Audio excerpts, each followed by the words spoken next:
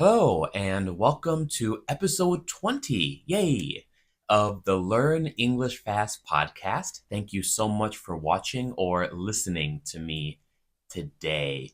Please remember that down in the description that there is a transcript for anyone who wants to read and follow along with what I'm saying, as well as a vocabulary list so you can learn some new English words that are in this podcast today. All right, so today's topic is actually a little bit of a sensitive topic. The topic is bullying, bullying, or, bullies.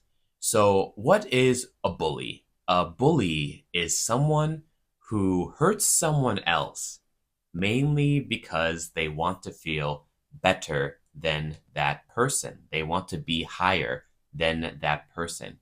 And bullying is that action when usually this is spoken about for kids or for children. Like for example, like at school, maybe there is a boy who's very tiny, and in the same class there's another boy who's much bigger and stronger, and maybe he's always angry. So he will maybe punch that little boy, or maybe he will take his books and rip his books apart, or take his glasses and throw his glasses away. That is bullying. And it's not just with action, bullying can also be with words. So, again, another school example, there's a girl, and maybe she has not the best clothes, her family's not rich. And some other girls say, haha, your clothes are so ugly. You look like a pig. That also is bullying. And bullying is something that happens all over the world at schools, in some countries more than others. But I wanted to share a little bit about my own personal bully experience. All right. So, growing up, again, I told you guys this before, but I grew up with asthma. So, because of this, I wasn't really able to exercise. I wasn't really able to be so active outside or do things, outside or around. So if I would run or walk too fast, I would have an asthma attack, like a fish that can't breathe out of water. It's a very horrible feeling. And because of this, I gained some weight because, I wasn't able to exercise. I wasn't really being healthy. And so I became a little overweight boy, and I had no confidence. I was always reading, playing video games, things like that. And my parents sent myself and my brothers to a public school. For most of my life, I was homeschooled, always at home with my brothers. But for some years, maybe sometimes our parents would want us to try going out to a public school. So that year, it was the fourth grade. The fourth grade. And in America, the fourth grade is how old? I don't know, like 8 9, around that age. And I was on, and we had to take the bus, and we lived in the countryside. So the bus would drive so far to our house in the countryside, and then I would go on the bus, and all the kids were there. I felt so nervous. I felt like, who can I talk to? But there were also our neighbors who also went on the bus, and our neighbors had two daughters, and the two daughters were actually twins.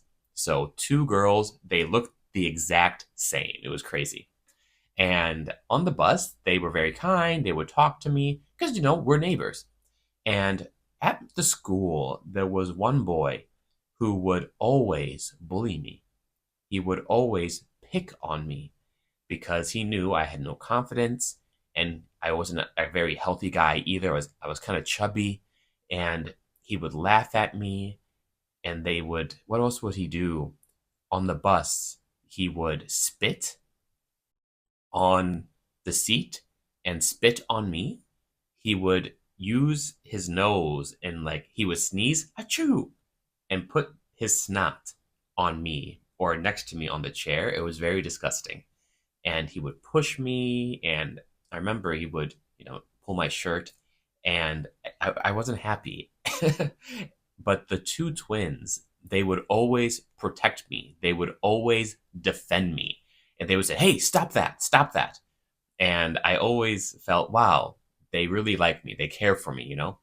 But I was not in that school for a long time. After maybe a month or 2 months, our parents took us out and we went back to homeschooling.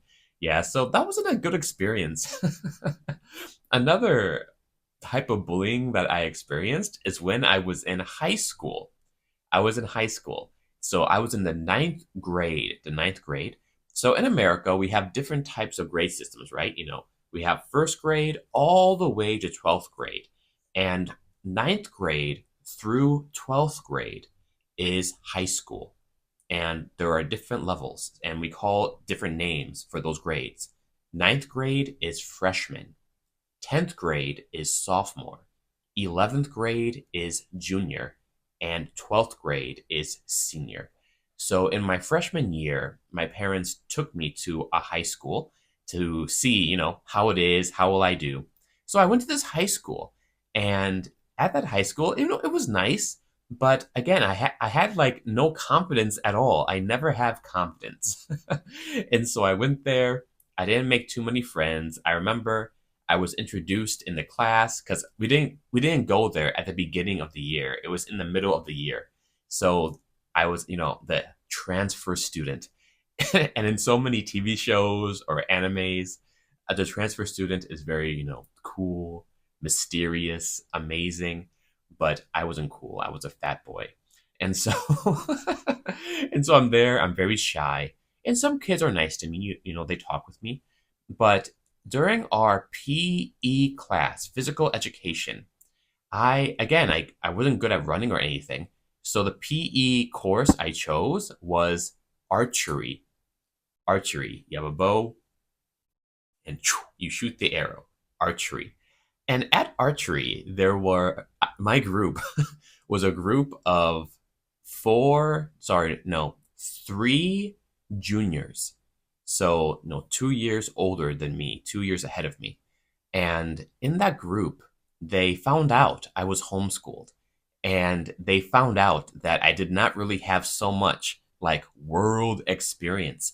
So they would ask me some questions about certain things, certain topics, that are not good for kids to talk about, like maybe some drugs or alcohol, things like that. And I had no idea what they're talking about. And then they would laugh at me. They would make fun of me.